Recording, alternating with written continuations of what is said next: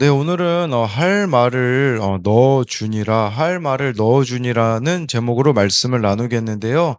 3절에 이제 이 군사령관 요압이요, 드고아에 있는 한 여인을 고용해가지고요, 지금 다윗과 압살롬이 화해가 안 이루어진 지 3년이라는 시간이 흘렀거든요. 그러니까 이 요압이 자기가 이 화해를 시키기 위하여서 그 여인을 고용해서 그 여인의 입에 할 말을 넣어 주었다라고 이렇게 말씀해 주고 있는데, 이것은 물론 다윗을 위한 것처럼 보일 수도 있긴 한데요.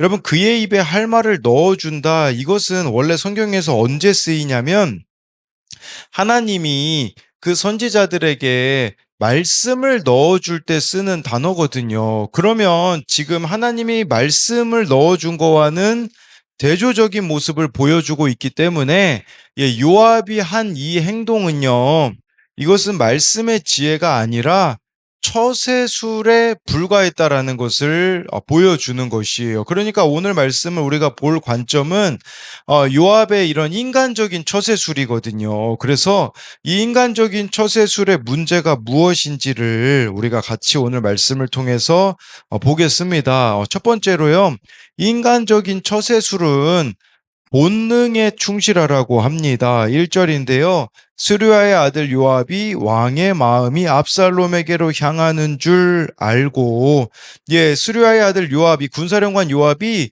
왕 다윗의 마음이 지금 압살롬에게 향하는 줄 알았다라고 하는데요. 압살롬이 지금 그술로 도망한 지 3년이라는 세월이 지났다라는 것은 어제 말씀을 통해 알 수가 있어요. 근데 제가 왜 일대지 제목을 본능의 충실이라고 잡았냐면, 여러분 여기에 1절에 그 향하는 줄 알고라는 이 단어에서 향하다라는 단어가요, 위를 가리킨다라는 의미가 있거든요. 그러면 이게 무슨 말이냐면 본성을 뜻하는 거라고 볼 수 있어요. 그러니까 다윗이 압살롬을 사랑하는 그 본성이 나왔다라는 거죠. 이걸 우리가 그 부성애라고 하죠. 아버지가 아들을 사랑하는 그런 본성을 가리키는 것이라고 할 수가 있는데, 다윗이 아버지로서 아들 사랑하는 것은 본성적이었습니다. 그러나 여러분, 이 3년이라는 세월 가운데 다윗도 압살롬도 회개가 없는 시간이었기 때문에 그냥 본능에, 본성에만 충실하였다라고 볼 수가 있습니다. 여러분, 회개 없는 화해, 회개 없는 화평은 본성을 따를 뿐이라는 것을 알 수가 있습니다. 다윗은 이런 죄에 대한 어떤 심판, 징계, 이런 진정한 회개의 과정이 생략된 채 그저 육신의 정, 이 핏줄에 끌려 영적 분별력을 상실했음을 보여주고 있습니다. 그러니까 이 일에 대하여서요, 정말 압살롬을 이과의 화해가 이루어지기 위하여서는 죄에 대한 부분들을 다루어야 되는데 그러지 않았다라는 것을 보여주고 있어요. 이후에 이 압살롬을 데리고 오거든요.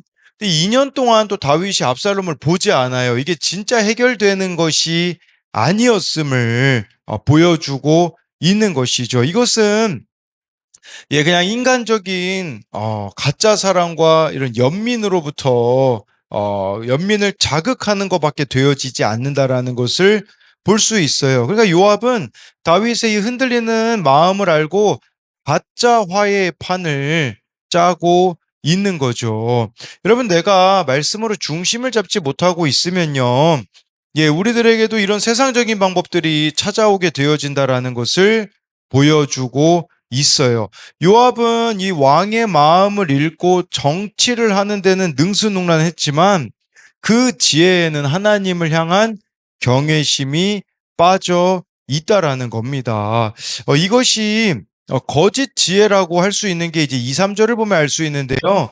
드고아의 사람을 보내 거기서 지혜로운 여인 하나를 데려다가 그에게 이르되 청하건대 너는 상주가 된 것처럼 상복을 입고 기름을 바르지 말고 죽은 사람을 위하여 오래 슬퍼하는 여인같이 하고 왕께 들어가서 그에게 이러이러하게 말하라고 요압이 그의 입에 할 말을 넣어 주니라.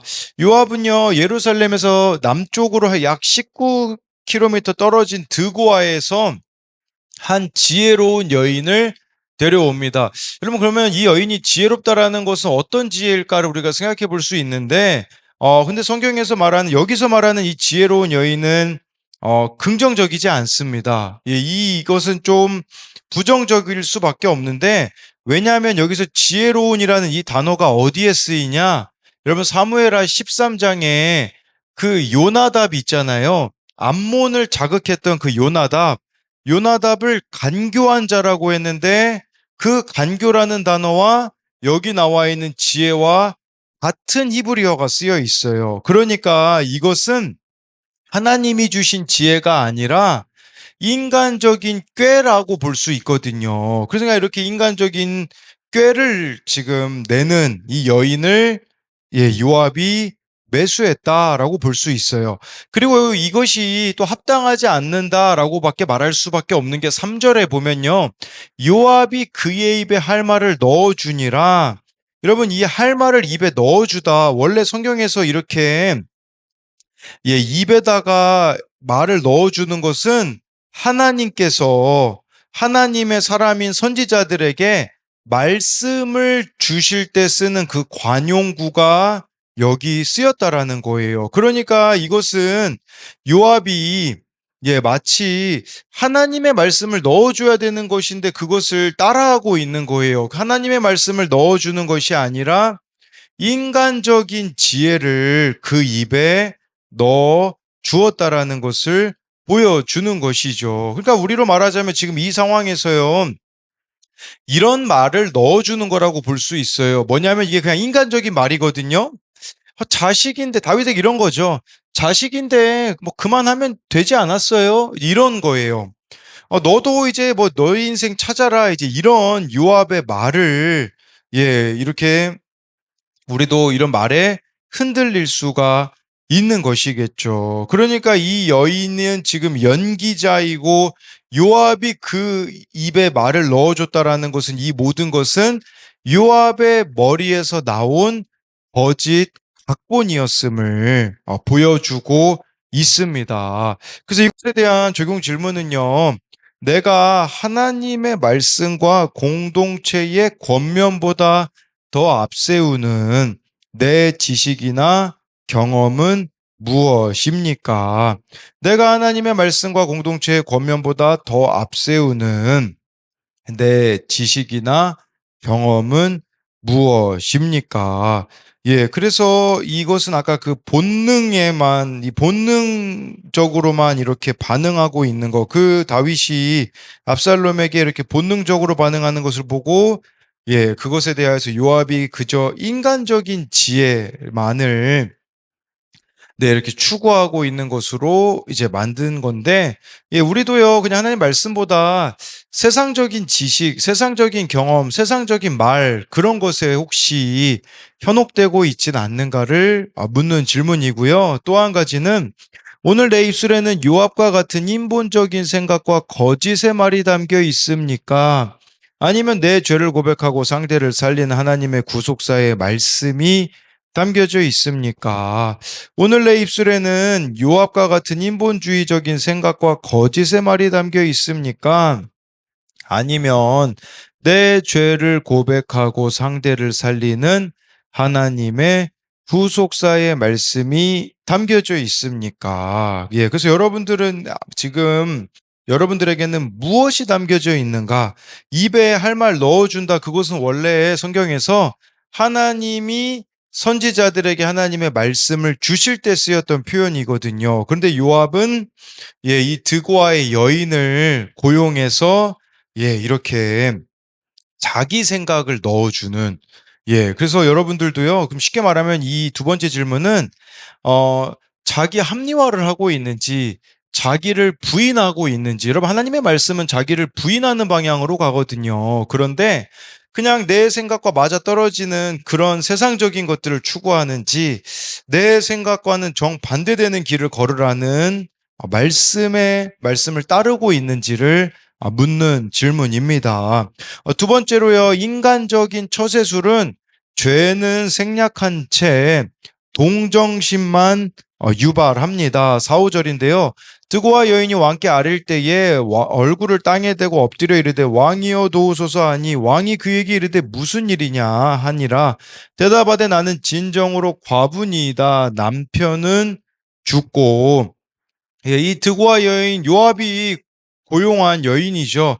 얼굴을 땅에 대고 엎드리는 연기까지 이렇게 하고 있어요. 이것은요, 여러분 세상 지혜가 사람의 마음을 훔치기 위해 얼마나 위선적인 겸손을 떨 수 있는지를 보여주고 있습니다.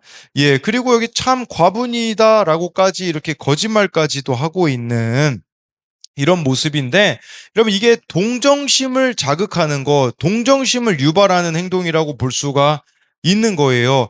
과부라는 게요, 이 상처와 약함을 뜻하는 거잖아요.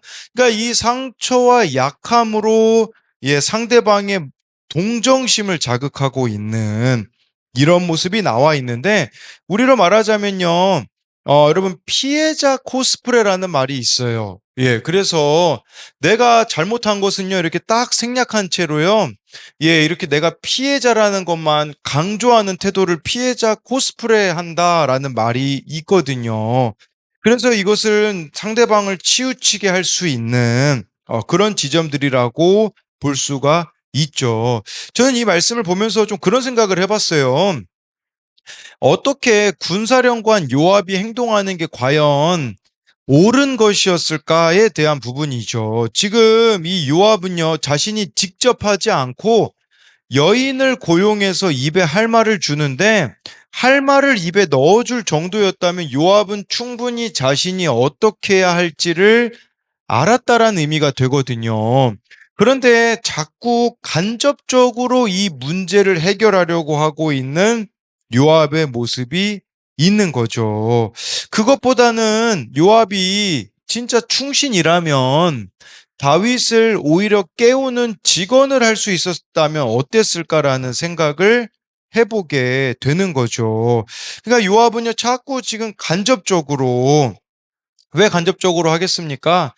내가 피해보고 싶지는 않고 그런 지점들 때문에 지금 이런 행동들을 하고 있는 거죠. 그러니까 이런, 우리도요, 요압처럼 애매한 태도를 지금 내가 보이고 있지 않는가도 한번 좀 생각해 볼 수 있어요. 누군가에 대하여서요, 진짜 우리가 이제 애매한 태도가 아니라 필요한 말도 해야 되고 하는데, 정말 이렇게 애매한 방식으로 문제를 대하고 있지 않는가. 그리고요, 요압은 다윗이 왜 압살롬을 이렇게 다시 데리고 와서 화해하기를 원했을까요? 근데 이게 사실 요압은요, 이게 정치적이라고밖에 말할 수밖에 없어요. 왜냐하면 여러분 요압 생각에는요, 이 압살롬이 지금 첫째 암논이 죽었잖아요. 근데 성경에 보면요, 여러분 둘째 아들이 길르압이거든요. 근데 길르압에 대해서는 성경에 언급이 거의 없을 정도로 존재감이 없었거든요. 그러니까 셋째 압살롬이 강력한 차기 왕위 계승 후보였기 때문에, 또 이 압살롬이요, 흠잡을 데 없는 외모와 매력으로 백성들에게 인기가 높았기 때문에 압살롬이 왕이 되면요, 지금 이 압살롬과 다윗 사이에 화해시키는 1등 공신이 자기이기 때문에 미래의 권력을 보장받으려 하고 있는 요압의 모습이 나타나 있다라는 거예요. 근데 여러분 아이러니한 게 뭔지 아십니까? 이 요압은 정치적이었는데 나중에 압살롬의 반역을 진압할 때 다윗이 압살롬 죽이지 말라고 했거든요. 근데 이 요압이 압살롬을 죽입니다. 그게 뭘 말하는 거겠습니까? 사랑 때문에 움직이는 게 아니라는 거예요. 진짜 다윗을 향한 사랑, 압살롬을 향한 사랑 때문에 요압이 움직이는 게 아니라, 예, 내 밥그릇, 이런 정치적인 계산으로만 나아가고 있는 요압의 모습이 나와 있습니다. 6, 7절을 보면요, 이 여종에게 아들 둘이 있더니 그들이 들에서 싸우나 그들을 말리는 사람이 아무도 없으므로 한 아이가 다른 아이를 쳐 죽인지라. 온 족속이 일어나서 당신의 여종 나를 핍박하여 말하기를 그의 동생을 쳐 죽인 자를 내놓으라. 우리가 그의 동생 죽인 죄를 갚아 그를 죽여 상속자 될 것까지 끊겠노라 하오니, 그러한즉 그들이 내게 남아있는 숯불을 꺼내 내 남편의 이름과 씨를 세상에 남겨두지 아니하겠다 하니 해서요. 이 드고아 여인이요, 다윗 왕 앞에 두 아들 중 하나가 다른 아들을 죽였는데 친족들이 정의의 이름으로 그 아들을 죽이려고 한다라고 호소하고 있어요. 이것이 지금 다윗의 현실을 잘 묘사하는 이야기였죠. 그러니까 압살롬이 암논을 죽였지만 압살롬을 죽일 수 없는 다윗의 처지를 반영하고 있는 것이에요. 그런데 여러분, 지금 중요한 것은 뭐냐면 다윗이 어떤 판결도 내리지 못하고 있다라는 겁니다. 다윗은 암논이 다말을 강간했을 때처럼 이번에도 어떤 판결을 내리지 못하고 있는 거죠. 그러면 질문이 있죠. 왜 다윗은 어떤 판결도 내리지 못할까요? 죄책감에 사로잡혀 있기 때문이죠. 왜냐하면 여러분, 암논이 그렇게 얘기했잖아요. 다말 좀 제가 아프니까 좀 저한테 오게 해주세요. 그러니까 그게 다윗이 그래도 그걸 허락했잖아요. 그런 죄책감으로 인하여서 이 죄에 대하여서 어떤 판결도 내리지 못하고 있는 이런 모습이죠. 다윗은 이것이 자기가 직면해야 할 문제라는 걸 깨닫지 못하고 있습니다. 여러분, 100% 죄인인 우리는 스스로를 객관적으로 보기 어렵기 때문에 늘 말씀의 거울로 비춰보지 않는다면 우리도 다윗처럼 이렇게 애매모호한 태도를 취할 수밖에 없는 거죠. 어떤 판결도 내리지 못하게 됩니다. 8절인데요. 왕이 여인에게 이르되 내 집으로 가라, 내가 너를 위하여 명령을 내리리라 하는지라. 이게 참 아이러니지 않습니까? 자기 삶에 대하여서는 어떤 명령, 자기 자녀에 대하여서는 어떤 명령도 내리지 못하고 있는 그가 남의 문제에 대하여서는 이렇게 쉽게 판단을 내리고 있는 이런 모습이 나타나 있는 거죠. 그러니까 내 집으로 가라, 이런 말은요, 귀찮은 그런 문제를 대충 덮어두고 숨어버리려는 회피라고 볼 수가 있는 것이에요. 그렇지만 여러분, 이게 드고아 여인의 호소에 마음이 움직인 다윗은 아들을 보호해 주겠다고 하지만 사실 이것은요, 그냥 속고 있을 뿐이라는 겁니다. 이처럼 하나님의 뜻을 묻지 않고 우리도요, 인간적인 연민, 감정에 치우치면 분별력이 사라지게 된다라는 것을 보여주는 것이겠죠. 저는요, 이제 오늘 말씀을 좀 보면서 이 할 말을 넣어주니라는 이 전체적인 맥락들을 보면서 좀 든 생각이 있었는데, 그것은 무엇이냐면, 제가 이제 오늘 기독교 동아리를 들어가는 날이거든요. 근데 지난주에 기독교 동아리에서 그런 아이들이 이렇게 참 예의 없게 행동하는 것으로 인하여서 제가 분노했던 것이 있었죠. 그런데요, 제가 한 주는 제가 말씀을 전하고 그 다음 주는 같이 동역하시는 전도사님이 말씀을 전하는데, 오늘 그 전도사님이 목사고시 시험을 보러 가서요, 제가 또 말씀을 전해야 되는 순간이 오게 된 거예요. 제가요, 인간적으로 그냥 회피하고 싶은 마음이 솔직히 들더라고요. 그랬을 때 무슨 핑계를 대고 안 들어갈까라는 생각도 들고요. 그냥 재미난 활동을 이렇게 찾아가지고 그곳으로 때워 넘길까? 솔직히 이런 생각도 좀 들더라고요. 그런데 오늘 말씀을 통해서 보니까 그것은 연기이고 회피라는 생각이 들어서 제가 이제 오늘 전할 말씀을 가지고서는 그냥 직면해 가야겠다라는 생각이 참 들더라고요.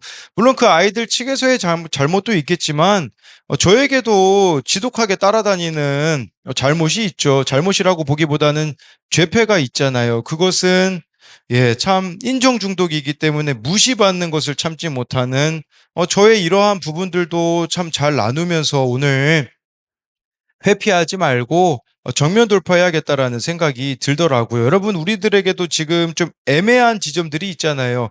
애매한 태도를 취하고 싶은 부분들도 있고, 어떻게 해야 되는지는 알지만 그렇게 못하고 있는 것들에 대하여서요, 오늘 말씀을 통해서 그런 것들을요, 방치해 두지 마시고 직면할 수 있는 여러분들이 되셨으면 좋겠습니다. 이것에 대한 적용 질문은요, 하나님의 뜻을 구하기 전에 이것이 나에게 유리한가 불리한가라는 인간적인 계산으로 상황을 판단하고 움직이진 않습니까? 하나님의 뜻을 구하기 전에 이것이 나에게 유리한가 불리한가라는 인간적인 계산으로 상황을 판단하고 움직이지는 않습니까? 이것은요, 요압을 가지고 만든 질문이에요. 요압이 지금 왜 움직입니까? 압살롬이 이후에 그러니까 다윗을 이어서 왕이 될 거라는 그런 인간적인 계산이 있기 때문에 요압이 움직이는 거죠. 그러니까 요압이라는 사람은요, 나에게 도움이 될 만한 일에만 움직이는 사람입니다. 예, 그래서 이게 뭐 다윗을 뭐 사랑했기 때문에 뭐 압살롬을 사랑했기 때문에 둘을 화해시키려는 게 아니라 거기서 내가 이익을 취하기 위함이거든요. 여러분들도 요압과 같이 나에게 이익이 되면 움직이고 불리하면 그냥 침묵하는 이런 모습이 있지 않는가를 묻는 질문이고요. 또 한 가지는요. 내가 말씀의 거울에 비추어 객관적으로 직면해야 할 삶의 문제는 무엇입니까? 내가 말씀의 거울에 비추어 객관적으로 직면해야 할 삶의 문제는 무엇입니까? 이것은 다윗에게 해당되는 거겠죠. 정말 다윗은 말씀의 거울에 비추어서 지금 객관적으로 자기가 직면해 가야 되는 부분들이 있는데, 그런데요, 뭐 다윗에 대하여서 그렇게 저도 그렇고 여러분들도 그렇고 뭐라고 할 수 없는 게, 가족에 대하여서는 참 객관적이기가 어렵다라는 것을 우리가 다윗의 모습을 통해서 볼 수가 있는 것이죠. 그래서 우리도 이렇게 말씀의 거울에 비추어 객관적으로 직면해야 될 여러분들의 삶의 문제가 무엇이 있는가를 생각해 보자라는 겁니다. 오늘 말씀을 요약하면요. 이 요압의 인간적인 처세술은요. 첫 번째로 본능에 충실하라고 합니다. 그래서 정말 이 요압이 다윗의 그 부성애를 이용해 가지고 이렇게 문제를 해결하려고 하고 있는 본능에만 충실하라고 하는 이런 부분들이 인간적인 방법과 처세술이 있을 수 있다라고 설명을 드렸고요. 인간적인 처세술은 두 번째로요. 죄는 생략한 채 동정심만 유발합니다. 그러니까 이 동정심만 이렇게 자극하고 있는 득와 여인을 고용해서 동정심만 유발하고 있는 모습이 있는 것이죠. 다윗도 봐야 되는 죄가 있었고, 또 압살롬도 봐야 되는 그 죄가 있었는데, 이런 것에 대하여서는 생략한 채 동정심만 유발하는 이런 모습을 오늘 말씀을 통해서 볼 수가 있습니다. 기도하겠습니다. 살아계신 하나님, 오늘 말씀에 다윗이 압살롬을 본능적으로 사랑합니다. 이것은 부성애입니다. 우리가 다 이런 부성애 또 모성애가 있는데, 근데 이것이 때로는 우리를 너무나 치우치게 합니다. 그래서 정말 그냥 좋은 게 좋은 거라는 식으로 덮어 넘어가려는 문제들이 우리들에게 있지만, 하나님, 우리가 오늘 이 말씀을 통해서 볼 수 있는 것은 그냥 그렇게 인간적인 방법으로 덮는다고 해서 결코 덮어지지 않는다라는 겁니다. 이 가운데 다윗이 회개해야 되는 게 있고 또 압살롬을 회개로 이끌어줘야 되는 부분들이 있는데, 이런 것들이 생략된 채 그냥 이것들을 거짓 화평을 이루려고 하니 되어지지 않는 것을 봅니다. 또 요압의 마음의 동기에는 정말 이들을 사랑하기 때문에 내리는 결정이 아니라 거기서 내가 인간적인 이익을 보려고 하는 이 결정을 봅니다. 우리도 어떤 문제에 대하여서 나에게 이익이 되어지는 일에는 발벗고 나서지만, 내가 불리해지고 내가 피해를 보는 일에 대하여서는 침묵하는 경우들이 얼마나 많은지를 봅니다. 또한 이 득과 여인을 고용해가지고 입에 할 말을 넣어줬는데 그것은 그냥 인간적인 지혜였습니다. 성경의 입에서 할 말을 넣어줄 땐 하나님의 말씀이 임할 때였었는데, 하나님, 우리도 말씀이 나에게 임하여서 정말 다른 사람에게도 할 말을 해줄 수 있는 우리들이 되게 하시고, 뿐만 아니라 우리들의 삶에 지속적으로 지금 해결되고 있지 않는 문제가 있습니다. 이것을 그냥 덮어두는 것이 아니라 하나님, 오늘 말씀을 통하여서 어떻게 직면해 가야 될지를 오늘도 가르쳐 주시고 그 말씀으로 우리 한 사람 한 사람을 하나님께서 오늘도 인도하여 주실 것을 믿으며 살아계신 예수님 이름으로 기도드립니다. 아멘.